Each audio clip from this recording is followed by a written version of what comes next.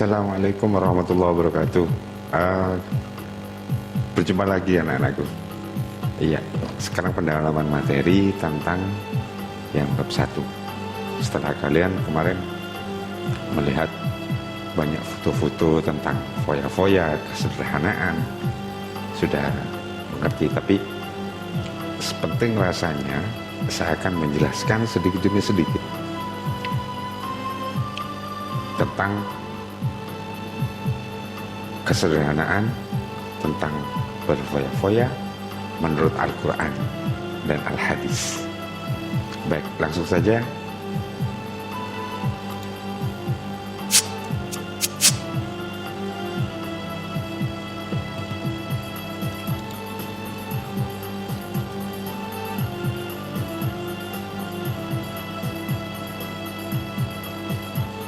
Saya harap kalian tetap belajar walaupun kita berjarak jauh ya anak-anakku ya.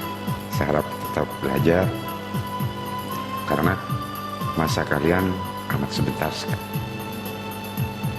Jadi kalian yang tinggal di kelas 12 jangan bermalas-malasan, belajar, tetap belajar walaupun kita tidak bisa bertatap muka antara kita. Semoga masa ini cepat berlalu dan kita bisa bertatap muka. Amin, amin ya rabbal alamin. Baik, ayo tetap belajar walaupun jarak memisahkan kita, anak-anakku.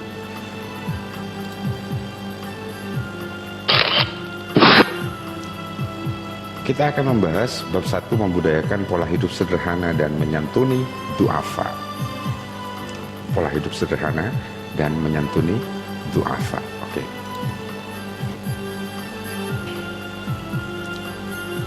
Anda sudah menganalisa gambar-gambar yang kemarin, yang tahun kemarin, maksud saya pertemuan kemarin. Anda menganalisa gambar-gambar itu dan Anda sudah sedikit banyak kalian sudah menangkap apa maksud daripada isi bab pertama ini. Sekarang kita akan analisa adalah dalil-dalil yang ada di dalam Al-Quran dan Al-Hadis. Ada surat Al-Furqan 67 tentang kesederhanaan. Ada surat Al-Isra 26-30 tentang kesederhanaan dalam hidup. Ada surat Al-Qasas 79-82 dan Quran surat Al-Baqarah. Maksud saya Quran surat Al-Baqarah 177 tentang beberapa macam kebajikan atau kebaikan. Nanti ada surat Al-Ma'un ayat 1-7 tentang bermegah-megahan di dunia. Kemudian kita akan belajar juga tentang hadis Ibnu Majah dan Ahmad dari Abdullah bin Amr tentang larangan berlebih-lebihan. Mari kita mulai anak-anakku dengan yang pertama, yaitu surat Al-Furqan ayat 67.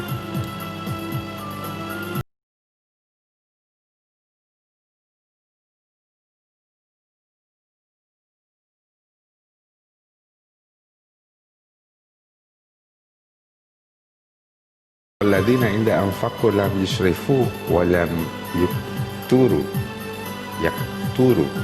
wa kana baina dzalika qawam. Baik, yang saya harapkan dengan ayat ini, kalau terjemahannya mungkin kalian bisa lihat di buku kalian yang sudah saya berikan berupa PDF maupun yang kalian sudah meminjam buku di perpustakaan. Nah, yang saya harapkan adalah kalian selalu kalau ada ayat-ayat yang membahas tentang sebuah permasalahan, maka saya harapkan kalian bisa membuat seperti ini, seperti yang dilakukan di kelas 11.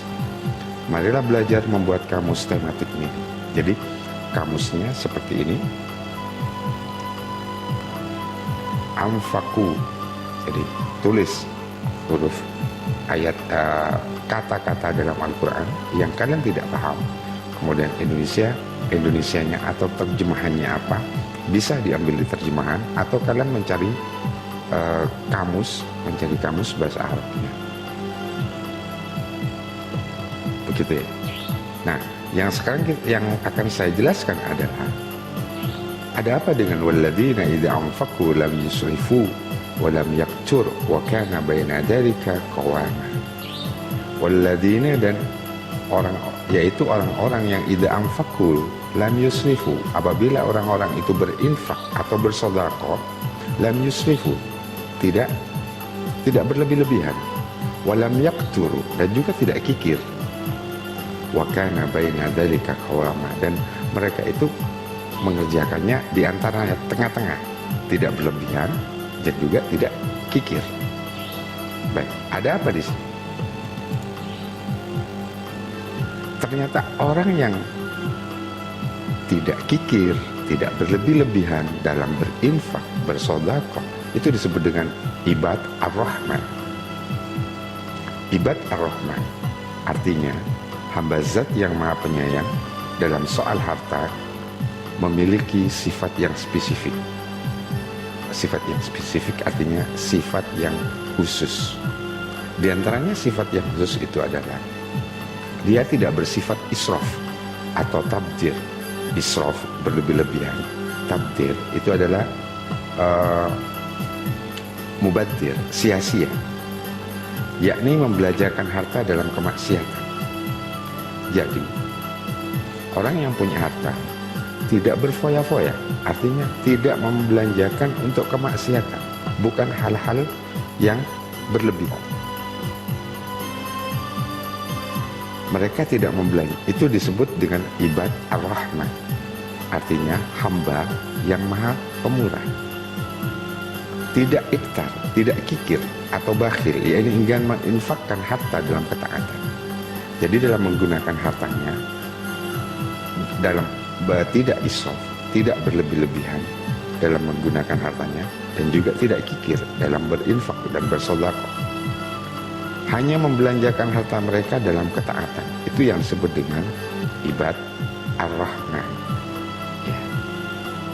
Jadi intisari dari surat Al-Furqan ayat 67 adalah al-ibad ar-Rahman. Jadilah orang yang hamba Allah Subhanahu wa Ta'ala, yang pemurah, pengasih, penyayang, yang mempunyai sifat tidak membelanjakan hartanya dalam kemaksiatan. Apa saja kemaksiatan? Yang penting membelanjakan harta yang tidak di jalan Allah, atau membelanjakan harta tidak sesuai dengan syariat agama. Itu disebut dengan israf atau tabdzir. Paham ya? Yang disebut dengan israf atau tabdzir dalam membelanjakan harta itu adalah orang yang membelanjakan hartanya di luar syariat, di luar ajaran agama kita. Itu tabdzir atau israf. Jadi al-ibad ar-Rahman adalah orang yang tidak bersifat israf dan tidak bersifat tabdzir, dan juga tidak bersifat iktar atau kikir atau bahil, atau kalau bahasa ibu kita adalah cerek, berikeng, kareket, dan lain sebagainya. Itu al-ibad ar-Rahman. Intinya ayat Al-Furqan 67 ini adalah al-ibad ar-Rahman, menjelaskan tentang yang disebut dengan al-ibad ar-Rahman, hamba Allah Subhanahu wa Ta'ala yang mempunyai rasa pemurah.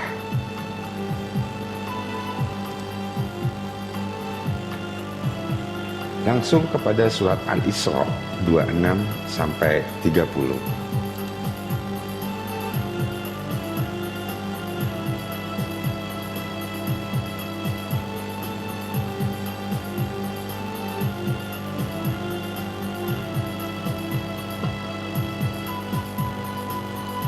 Mari kita dengarkan dulu bunyi ayatnya sambil kalian juga bisa membaca bersama-sama.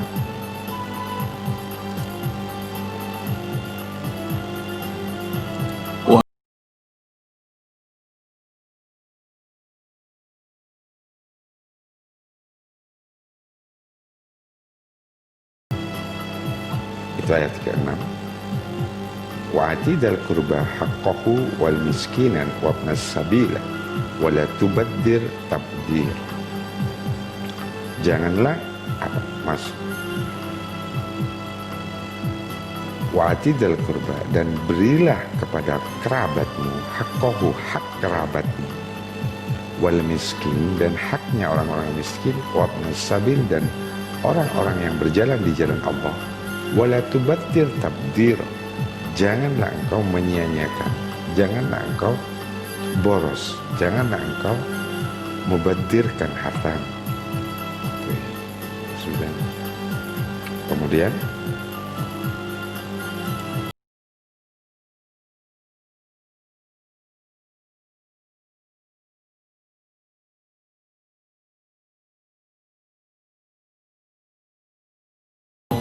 sesungguhnya orang yang mubaddir, yang memboros, berfoya-foya, adalah temannya setan. Dan setan kepada Tuhannya dia ingkar, kafur, dia ingkar kepada Tuhannya, yaitu kepada Allah Subhanahu wa Ta'ala. Hati-hati apabila kalian membelanjakan harta kalian dengan berfoya-foya. Maksudnya adalah membelanjakan harta kalian yang tidak di jalan Allah Subhanahu wa Ta'ala disebut mubaddir. Maka orang yang berbuat mubaddir itu adalah temannya setan. Dan setan adalah orang yang setan adalah makhluk Allah Subhanahu wa Ta'ala yang ingkar kepada Tuhannya.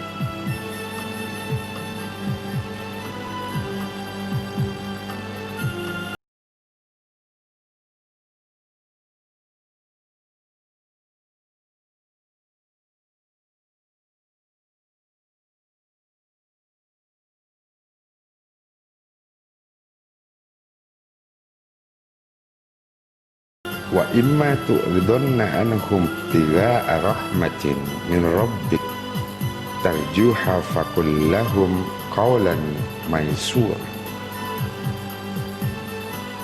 Singkatnya adalah, apabila kalian tidak mau memberikan kepada tadi orang-orang miskin, para kerabat, para ibnas sabil, para pengemis, maka katakanlah kepada mereka dengan perkataan yang baik. Jangan sampai kalian melukai hati mereka.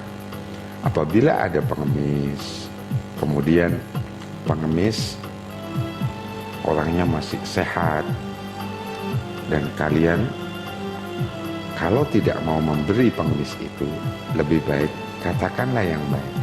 Cukup katakan, maaf Pak,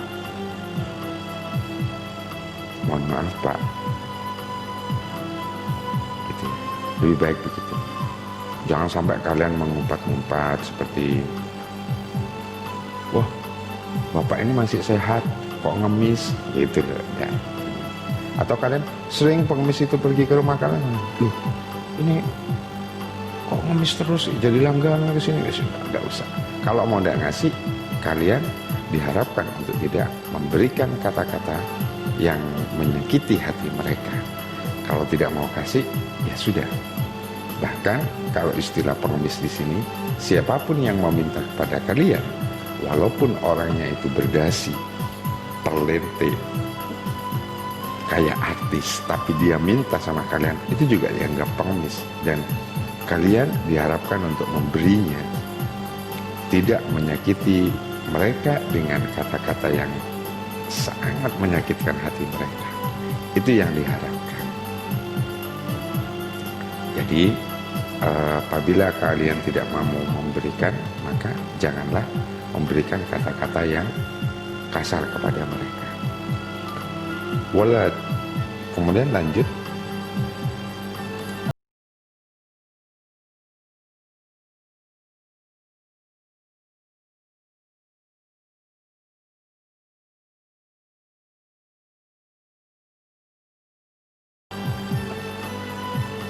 dan janganlah kita wala taj'al yadaka maglulatan, janganlah tangan kita disembunyikan apabila ada orang-orang yang membutuhkan. Dan apabila memang harus kita mengeluarkan hak mereka dari harta kita, karena mereka punya hak dari harta kita, anak-anakku. Jadi kalian kalau memang jangan sampai tangan kita itu terbelenggu untuk memberikan. Yang dimaksudkan di sini, bermurahlah kalian kepada mereka yang membutuhkan pertolongan. Atau kalau dalam peribahasa dikatakan, beringan tanganlah, menolonglah siapapun yang membutuhkan pertolongan. Itu perlu kalian ditolong. Wala taj'al yadaka maghlulatan. Ini diartikan, dikiaskan oleh Allah Subhanahu wa taala, tangan kalian terbelenggu di belakang begini aja. Jadi nyantai ngelihat gitu ya. Ngelihat. Jadi itu yang dimaksudkan seperti itu. Jadi kalian jangan menyantaikan meremehkan kepada orang-orang yang membutuhkan pertolongan kalian.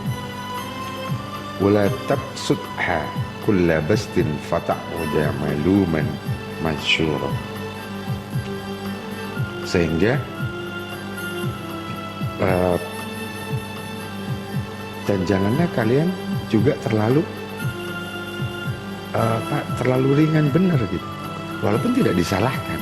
Misalnya lebih begini loh, contohnya kita lebih baik memberikan modal kepada orang miskin daripada kita memberikan setiap bulan pada mereka. Maksudnya begitu. Jadi jangan terlalu memanjakan mereka yang mereka sehingga mereka malas kerja. Karena bekerja itu juga sunnah Rasul. Karena Rasul juga bekerja. Jadi usahakan kita juga berdakwah, membantu mereka. Tapi membantu mereka dalam jangan membiasakan mereka selalu menunggu bantuan kita. Tapi berilah modal biar mereka bekerja. Lebih baik seperti itu. Lebih baik kita memberikan cangkul kepada seseorang untuk dia cari makan daripada kita setiap hari memberikan makan dia. Lebih baik seperti itu. Jadi wala tubsutha, jangan terlalu diulurkan tangannya, jangan. Artinya ya setengah-setengah saja. Nah, kasih sedikit itu maksudnya. Walaupun kita memberikan banyak kepada mereka sekaligus lebih bagus. Banyak pada mereka, banyak biar mereka itu punya modal untuk cari usaha. Nah, artinya kita berusaha juga untuk kepada orang-orang yang tidak mampu itu untuk mereka juga bekerja. Jadi kita memberikan modal kepada mereka. Itu anak-anakku. Maksudnya di situ, wala taj'al yadaka maghlulatan, jangan kita terlalu kikir. Ini kikir, ditandai kikir seperti ini. Mengkiaskan, Allah Subhanahu wa taala mengkiaskan kita kalau kita lagi lele-lele santai. Kalau melihat pada orang-orang yang membutuhkannya. Jadi itu diharapkan tidak terjadi pada kita sebagai kaum muslimin. Wala tubsutha, tapi juga tidak terlalu mengulurkan tangan kita untuk membantu mereka. Jadi mereka jangan dimanjakan gitu istilahnya. Jadi biar juga mereka berusaha juga. Walaupun nanti toh Allah yang memberikan rezekinya. Dan kalau memang mereka sudah berusaha tidak ada mereka rezekinya masih pas-pasan, ya kita bantu gitu. Maksudnya seperti itu. Yang penting mereka juga berusaha dan bekerja, itu maksudnya. Terus ayat yang terakhir,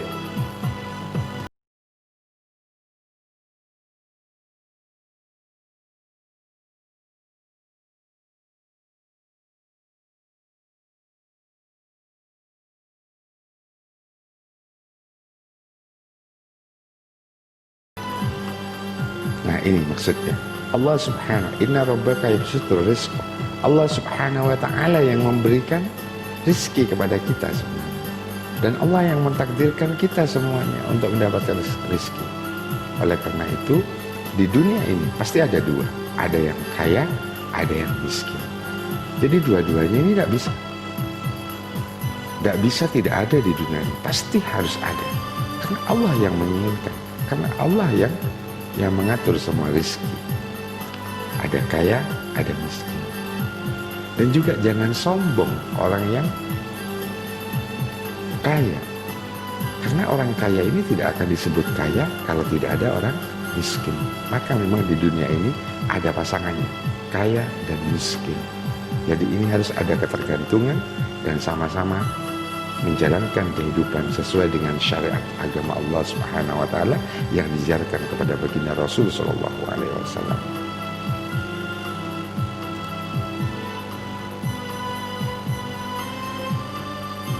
Nah, baikkan anakku tetap seperti ini. Jadi setiap ayat kalian usahakan untuk membuat kamus mini seperti ini.